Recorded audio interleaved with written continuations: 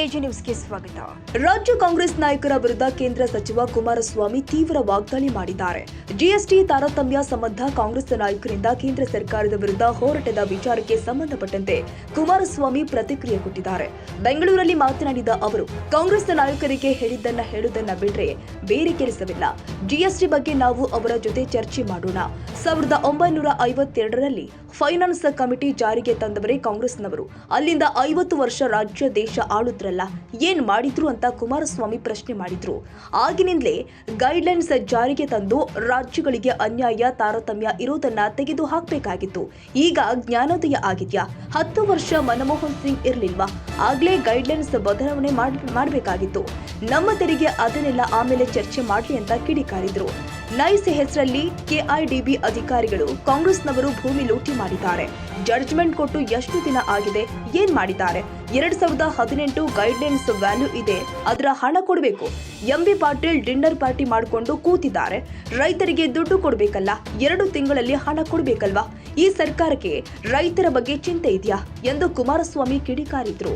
ಮೊನ್ನೆ ನಿಮ್ಮ ನೈಸ್ ಕಂಪನಿಗೆ ಸಂಬಂಧಪಟ್ಟ ಸತಿ ಆ ಪೇಪರ್ ಇಲ್ಲಪ್ಪ, ಬುಕ್ ಇದೆಯಲ್ಲೋ ತೀರ್ಪು, ಅದೆಲ್ಲ ಇರಲಿ. GST ಬಗ್ಗೆ ನಾವು ಅವ್ರ ಜೊತೆ ಚರ್ಚೆ ಮಾಡೋಣ.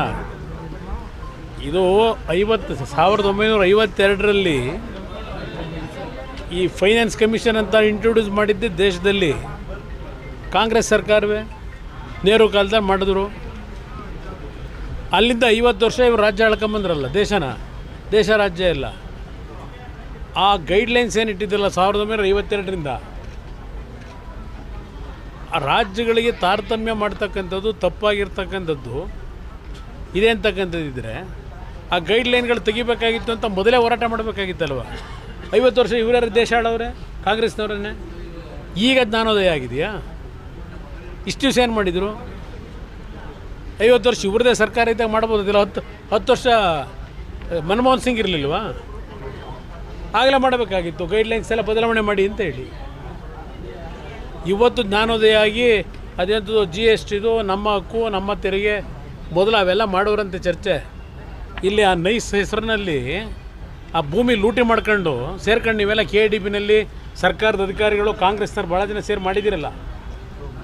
ಜಡ್ಜ್ಮೆಂಟ್ ಕೊಟ್ಟು ಈಗ ಎಷ್ಟು ದಿವಸ ಆಯಿತು? ಜಡ್ಜ್ಮೆಂಟಲ್ಲಿ ಏನು ಹೇಳೋರೆ? ಏನಾದ್ರು ಆ್ಯಕ್ಷನ್ ತೊಗೊಂಡಿದ್ದೀರಾ?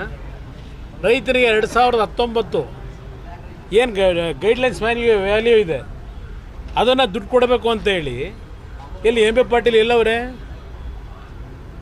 ಡಿನ್ನರ್ ಪಾರ್ಟಿ ಮೀಟಿಂಗ್ ಮಾಡ್ಕೊಂಡು ಕೂತಿದ್ದೀರಿ. ಆ ರೈತರಿಗೆ ದುಡ್ಡು ಕೊಡಬೇಕಲ್ಲ 2 ತಿಂಗಳೊಳಗೆ ಜಡ್ಜ್ಮೆಂಟ್ ಕೊಟ್ಟಲ್ಲ ಸುಪ್ರೀಂ ಕೋರ್ಟು. ಏನಾದರೂ ರೈತರ ಬಗ್ಗೆ ಚಿಂತೆ ಇದೆಯಾ ನಿಮಗೆ? ಪ್ರತಿನಿತ್ಯ ಡಿನ್ನರ್ ಪಾರ್ಟಿ, ನಾವು ಡಿನ್ನರ್ ಪಾರ್ಟಿ ಎವರಿಡೇ ಮಾಡ್ಕೊಳ್ಳಿ, ಬೆಳಗ್ಗೆ ಸಾಯಂಕಾಲ ಎಲ್ಲ ಮಾಡ್ಕೊಳ್ಳಿ, ನಂದೇನು ಅಬ್ಜೆಕ್ಷನ್ ಇಲ್ಲ. ಆದರೆ ಏನು ಇವತ್ತು ರಾಜ್ಯದಲ್ಲಿ ಏನಾಗಿದೆ, ರಾಯಚೂರಿನಲ್ಲಿ ತೊಗರಿ 26,000 ಕ್ವಿಂಟಲ್ ತೊಗರಿ ಬಂದೈತೆ ಅಂತಾರೆ. ಕನ್ನಡಿಗರ ಮೆಚ್ಚಿನ ನಿಮ್ಮ AJ 24/7 ನ್ಯೂಸ್ ಕನ್ನಡ ವಾಹಿನಿ ಇದೀಗ ಟಿವಿಯಲ್ಲಿ ಲಭ್ಯ. ವೇಳೆ ನೋಟಿಸ್ ಕೊಟ್ಟಿದ್ರೆ ವಾಪಸ್ ತಗೋತೀವಿ. ಇವತ್ತು ವಕ್ಫ್ ಪ್ರಾಪರ್ಟಿ ಅಂತೇಳಿ ಬರ್ತದೆ ಅಂತ ಹೇಳಿದ್ರೆ ರೈತರು ಬೀದಿಗೆ ಬದಲು ಏನು ಮಾಡಬೇಕಾಗತ್ತೆ? ಯಾರು ವೋಟ್ ಹಾಕಲಿಲ್ಲ ಅಂದ್ರೆ ಗ್ಯಾರಂಟಿನೆಲ್ಲ ಸ್ಟಾಪ್ ಮಾಡಿಬಿಡ್ತೀವಿ.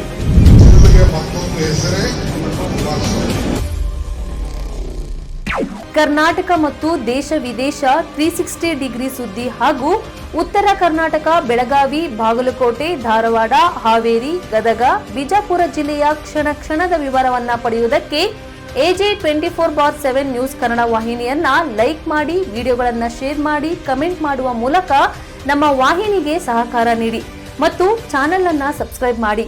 ಧನ್ಯವಾದಗಳು.